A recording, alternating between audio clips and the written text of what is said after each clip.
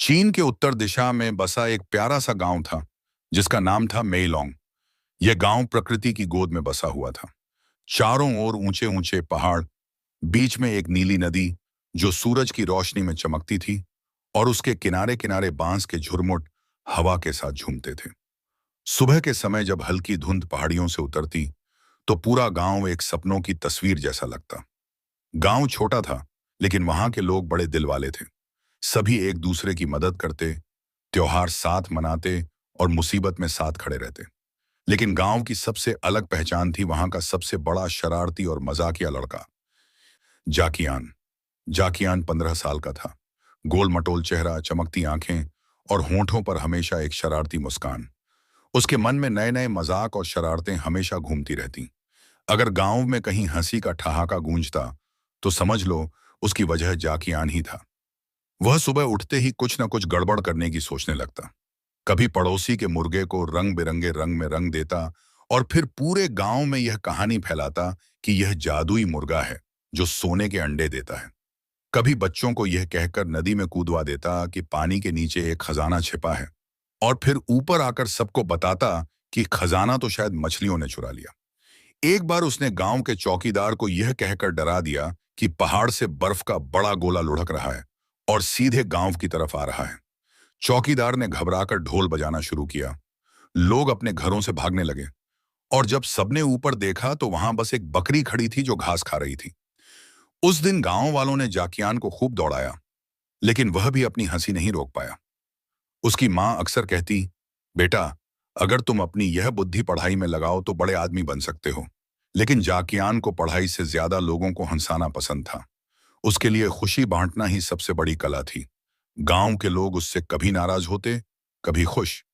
नाराज इसलिए कि वह हर वक्त नई शरारत करता, और खुश इसलिए कि उसकी वजह से गांव में कभी उदासी नहीं रहती थी। एक दिन गांव में खबर आई कि पास के शहर में एक बड़ा मेला लगने वाला है। मेले में तरह तरह के खेल, खाने पीने की चीजें, संगीत और जादूगरों के शो होने वाले थे। जाकियान की आंखें चमक उठीं। उसने ठान लिया कि वह इस मेले में जरूर जाएगा और अपने अंदाज में कुछ ऐसा करेगा कि लोग उसे हमेशा याद रखें। यहीं से उसकी पहली बड़ी यात्रा की शुरुआत हुई, जो रोमांच और हंसी से भरी हुई थी। प्राचीन चीन के समय की बात है, जब देश अभी छोटे छोटे राज्यों में बंटा हुआ था और गांव-गांव में सादगी और मेहनत का जीवन था। उत्तर दिशा के एक पहाड़ी क्षेत्र में, जहां सुबह की धुंध घाटियों को ढक लेती थी और बांस के जंगल हवा में लहराते थे, वहीं एक छोटा सा गांव था जिसका नाम था लोनगहू। यह गांव हरियाली और शांत वातावरण के लिए मशहूर था, लेकिन यहाँ के लोग बेहद मेहनती और ईमानदार थे। इसी गांव में एक गरीब किसान परिवार में एक बालक का जन्म हुआ, जिसका नाम रखा गया ली वेई। ली वेई का परिवार बहुत साधारण था। उसके पिता ली चांग खेतों में अनाज उगाते थे, और मां मेई हुआ घर के साथ साथ बकरियां और मुर्गियां पालती थीं। परिवार के पास न तो ज्यादा जमीन थी और न ही ज्यादा पैसा, लेकिन उनके दिल में आत्मसम्मान और ईमानदारी थी। घर कच्ची मिट्टी का बना हुआ था, स्वाभावन पाकाबामावा सियेमाम, जिसकी छत पर तिनके और घास बिछी थी। बरसात के दिनों में छत से पानी टपकता और सर्दियों में ठंडी हवा अंदर तक आ जाती। लेकिन इन कठिन परिस्थितियों में भी परिवार ने कभी शिकायत नहीं की। ली वेई बचपन से ही जिज्ञासु था। उसे यह जानने की बहुत इच्छा रहती कि उसके गांव के बाहर की दुनिया कैसी है। जब अन्य बच्चे खेतों में खेलते या नदी किनारे मछली पकड़ते, वह मिट्टी में लकड़ी की छड़ी से अक्षर बनाने की कोशिश करता। गांव में एक छोटा सा स्कूल था जहां मास्टर झांग बच्चों को पढ़ाते थे। स्कूल बहुत साधारण था। लकड़ी की बेंचें, बांस की खिड़कियां और दीवारों पर पुराने नक्शे। पढ़ाई के साधन कम थे, किताबें पुरानी और फटी हुई थीं, लेकिन ली वेई हर शब्द को याद करने की कोशिश करता। मास्टर झांग ने जल्दी ही समझ लिया था कि यह बच्चा बाकी बच्चों से अलग है। वह सवाल पूछने से डरता नहीं था, और जब तक जवाब न मिल जाए शांत नहीं बैठता था। एक दिन मास्टर झांग ने उससे पूछा, ली वेई, तुम इतने मन से पढ़ते क्यों हो? ली वेई ने तुरंत उत्तर दिया, क्योंकि मैं जानना चाहता हूं कि इस गांव के बाहर की दुनिया कैसी है। इस मासूम उत्तर में उसका सपना छिपा था, गांव से निकलकर ज्ञान की ऊंचाइयों तक पहुंचना। लेकिन गरीबी उसके लिए सबसे बड़ी बाधा थी। अक्सर ऐसा होता कि वह खाली पेट स्कूल जाता, क्योंकि घर में खाना नहीं होता। सुबह सुबह वह अपने पिता के साथ खेतों में पानी देता, दोपहर को स्कूल जाता और शाम को माँ के साथ बकरियां चराने निकलता। कभी कभी रात को जब सब सो जाते, वह लालटेन की हल्की रोशनी में बैठकर किताबें में लहराते थे। गांव के लोग उसे देख हंसते और कहते, जिसका नाम पढ़ लिख कर करेगा क्या, खेती ही करनी है। हरियाली और शांत, लेकिन वह चुपचाप अपने काम में लगा रहता। लेकिन यहाँ के लोग, उसकी माँ ने एक बार कहा, और ईमानदार थे। इसी गांव में एक गरीब किसान परिवार में एक बालक का जन्म हुआ, जिसका नाम रखा गया ली वेई। लोग चाहे कुछ भी कहें, बहुत तुम अपने रास्ते पर चलते रहो। उसके पिता यह शब्द उसके दिल में अनाज उगाते थे और माँ मेई हुआ घर के साथ साथ बकरियां और मुर्गियां पालती थीं। परिवार के पास न तो ज्यादा जमीन थी और न ही ज्यादा पैसा, लेकिन उनके दिल में आत्मसम्मान और ईमानदारी थी। घर कच्ची मिट्टी का बना हुआ था, सुबह और सर्दियों में ठंडी हवा अंदर तक आ जाती। लेकिन इन कठिन परिस्थितियों में भी परिवार ने कभी शिकायत नहीं की। ली वेई बचपन से ही जिज्ञासु था। उसे यह जानने की बहुत इच्छा रहती कि उसके गांव के बाहर की दुनिया कैसी है। जब अन्य बच्चे खेतों में खेलते या नदी किनारे मछली पकड़ते, वह मिट्टी में लकड़ी की छड़ी से अक्षर बनाने की कोशिश करता। गांव में एक छोटा सा स्कूल था जहां मास्टर झांग बच्चों को पढ़ाते थे। स्कूल बहुत साधारण था। लकड़ी की बेंचें, बांस की खिड़कियां और दीवारों पर पुराने नक्शे।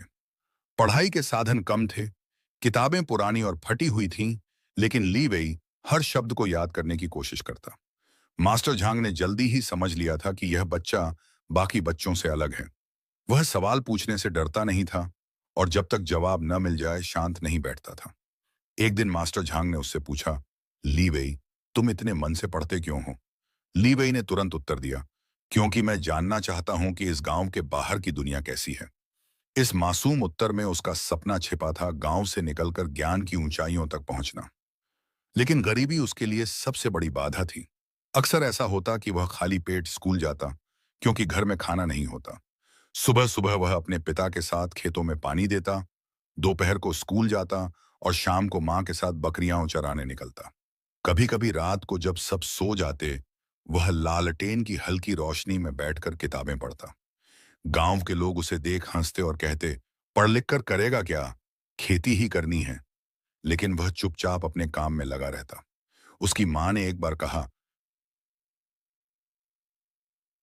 बेटा हम असयाओं पर कहना ना, लोग चाहे कुछ भी कहें, तुम अपने रास्ते पर चलते रहो। यह शब्द उसके दिल में गहराई से उतर गए। उन्होंने कभी युद्ध नहीं लड़ा, लेकिन युद्ध की दिशा बदल दी, क्योंकि उन्होंने ताकत की जगह बुद्धि को चुना। यही बात हमें आज सीखनी है। आपको लगता होगा कि जब आप किसी के कटु वचनों का जवाब नहीं देते, पता नहीं चाहिए नित्य में, तो लोग सोचते हैं आप डर गए। जब आप हर बात पर चुप रहते हैं तो लोग सोचते हैं कि आपके पास कहने को कुछ नहीं है। लेकिन सच्चाई यह है कि चुप रहना कमजोरी नहीं, सबसे बड़ी समझदारी है। हर वो इंसान जो छोटी छोटी बातों में उलझ जाता है, वह खुद की ऊर्जा गंवा देता है। लेकिन जो व्यक्ति मुस्कुराकर आगे बढ़ता है, वह धीरे धीरे हर चीज को हासिल कर लेता है। चाणक्य कहते हैं, अगर तुम अपना मन जीत सकते हो तो तुम दुनिया की कोई भी जंग जीत सकते हो। समझदारी वही है, न्यान या मास्ती का बात यही है, जहां हम अपनी भावनाओं को काबू में रखते हैं, जहां हम बदले की भावना से नहीं, आत्मबल से काम करते हैं, जहां हम दूसरों की सोच का जवाब अपनी सफलता से देते हैं। एक समय की बात है, एक नौजवान चाणक्य के पास आया। उसका चेहरा गुस्से से लाल था। उसने कहा, गुरुजी, लोग मेरी बात नहीं मानते, मेरी भावनाओं का मजाक उड़ाते हैं, मुझे नीचा दिखाते हैं। मुझे क्या करना चाहिए? चाणक्य मुस्कुराए और बोले, तुम्हें कुछ नहीं करना है। उन्हें बोलने दो, तुम्हें चलने दो। जब तुम्हारे कदम मंजिल पर पहुंचेंगे, तब सबकी जबानें खुद चुप हो जाएंगी। क्या आपने सोचा है कि गंगा नदी कभी शोर नहीं मचाती, लेकिन वो हजारों किलोमीटर बहकर सब कुछ बदल देती है? क्योंकि असली ताकत शोर में नहीं, स्थिरता में है।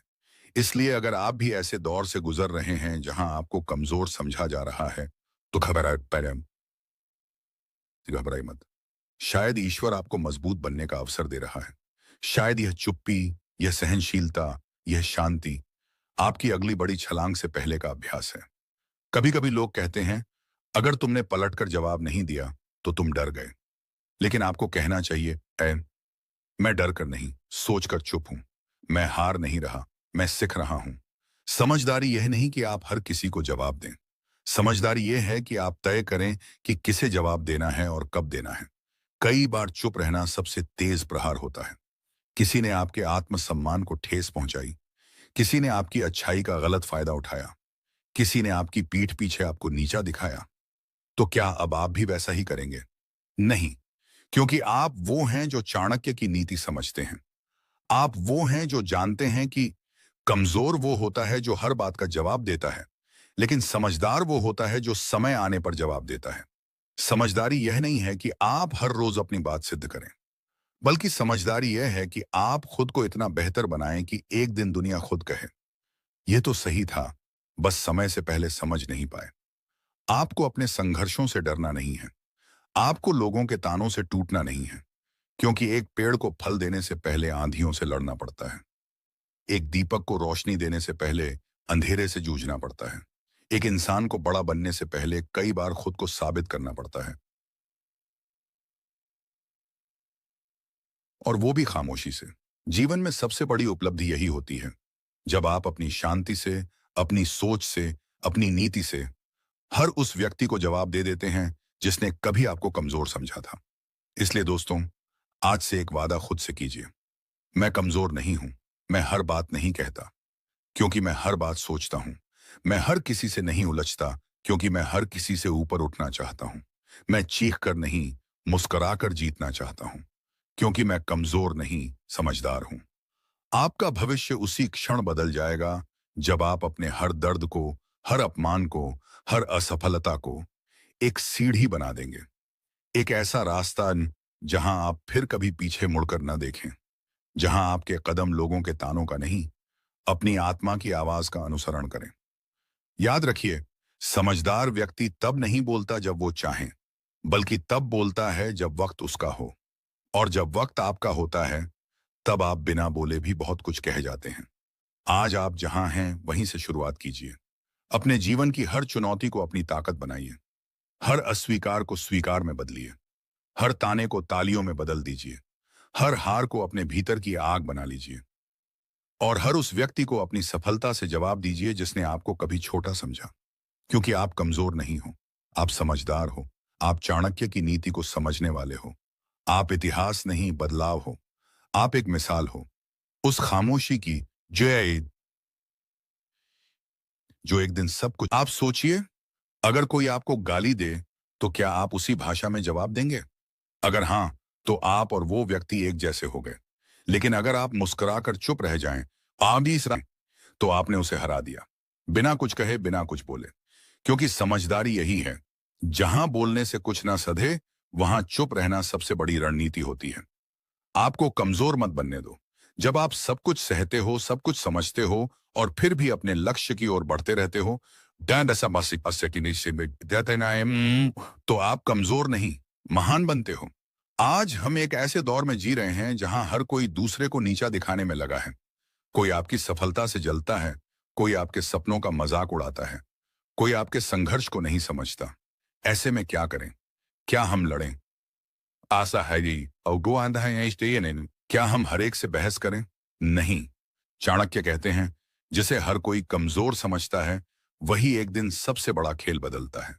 क्योंकि जो चुप रहता है वह सुनता है, जो सुनता है वह सीखता है, और जो सीखता है वही एक दिन सबसे ज्यादा आगे निकलता है। किसी ने आपको धोखा दिया, किसी ने आपका भरोसा तोड़ा, किसी ने आपकी मेहनत का मजाक उड़ाया, तो क्या आप टूट जाओगे? नहीं। याद रखो, आपकी प्रतिक्रिया ही आपकी शक्ति है। अगर आप जवाब देने में लगे रहोगे तो अपना समय बर्बाद करोगे, लेकिन अगर आप जवाब अपनी सफलता से दोगे तो वही असली जीत होगी। आपको चाणक्य का एक सूत्र याद रखना चाहिए, दुश्मन से लड़ाई जीतनी है तो पहले अपने दिमाग को शांत करो। सहामंती स्थिति को अस्थित है, क्योंकि गुस्से में लिया गया फैसला हमेशा नुकसान देता है, जबकि सोच समझकर लिया गया निर्णय इतिहास बना देता है। आपको अपनी जिंदगी में ऐसे कई लोग मिलेंगे जो आपको कमजोर समझेंगे, क्योंकि आपने कभी किसी को पलटकर जवाब नहीं दिया, कभी किसी को अपशब्द नहीं कहे, कभी किसी से लड़ाई नहीं की। लेकिन क्या आप जानते हैं, यह आपकी कमजोरी नहीं, आपकी मविश्वासों नहीं, आपकी शक्ति है। जो व्यक्ति दूसरों के उकसाने पर भी शांत रहता है, वह सबसे ज्यादा ताकतवर होता है।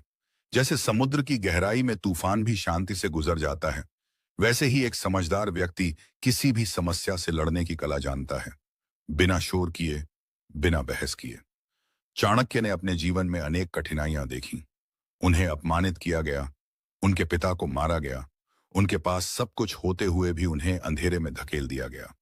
लेकिन क्या उन्होंने रो रो कर दुनिया से शिकायत की? नहीं। उन्होंने अपना अपमान नहीं, अपना आत्मबल देखा। उन्होंने बदला नहीं, बुद्धि से जीत हासिल की। यही तो समझदारी है। जब आप बदले की आग में नहीं जलते बल्कि उसकी रोशनी से रास्ता तलाशते हैं। एक समझदार व्यक्ति जानता है कि कब बोलना है, कब नहीं। वह जानता है कि किससे क्या कहना है और कब कहना है। वो जानता है कि हर बात का जवाब जरूरी नहीं होता। कुछ जवाब समय देता है और कुछ सफलता। आपको खुद को बदलने की जरूरत नहीं है, बस खुद पर विश्वास रखने की जरूरत है। जब लोग आपको गलत समझें, तो उन्हें बहाने में अपना समय बर्बाद मत करो। बस आगे बढ़ते रहो, क्योंकि जो लोग आज आपकी चुप्पी का मजाक उड़ा रहे हैं, वही कल आपकी सफलता की कहानी सुनाएंगे। जैसे एक बीज जब मिट्टी के नीचे दबता है, उस तो कोई उसे नहीं देखता। लोग सोचते हैं वो खत्म हो गया, लेकिन अंदर से वो धीरे धीरे जड़ें जमा रहा होता है। और एक दिन वही बीज विशाल वृक्ष बनकर पूरी दुनिया को छाया देता है। आपकी चुप्पी भी वैसी ही है। लोग समझते हैं आप कुछ नहीं कर रहे, आज से आया, लेकिन आप भीतर ही भीतर खुद को मजबूत कर रहे हो। इसलिए जब कोई कहे कि तुम कमजोर हो तो मुस्कुराओ, क्योंकि उन्हें नहीं पता कि तुम अंदर से क्या बना रहे हो। याद रखो, चाणक्य ने कहा था, जब आपकी सफलता बोलती है तो शब्दों की जरूरत नहीं होती। इस दुनिया में हर कोई बहस कर सकता है, गुस्सा कर सकता है, शोर मचा सकता है, लेकिन शांत रहकर समझदारी से जीतना, ये हर किसी के बस की बात नहीं।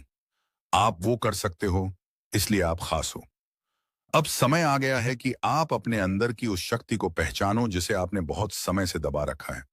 कमजोर मत बनो, समझदार बनो। जब लोग तुम्हें तोड़ने की कोशिश करें, तब तुम और मजबूत बन जाओ। जब लोग तुम्हें नीचे गिराएं, तब तुम और ऊंचा उड़ो। जब लोग तुम्हें चुप करवाएं, तब तुम अपनी सफलता से चिल्लाकर जवाब दो। आपकी यात्रा में बहुत लोग आएंगे और जाएंगे। कुछ आपका साथ देंगे, कुछ आपको गिराने की कोशिश करेंगे, लेकिन आप इस अपनी समझदारी को हथियार बनाओ और आगे बढ़ते रहो, क्योंकि अंत में वही जीतता है जो शांति से सोचता है और समझदारी से चलता है।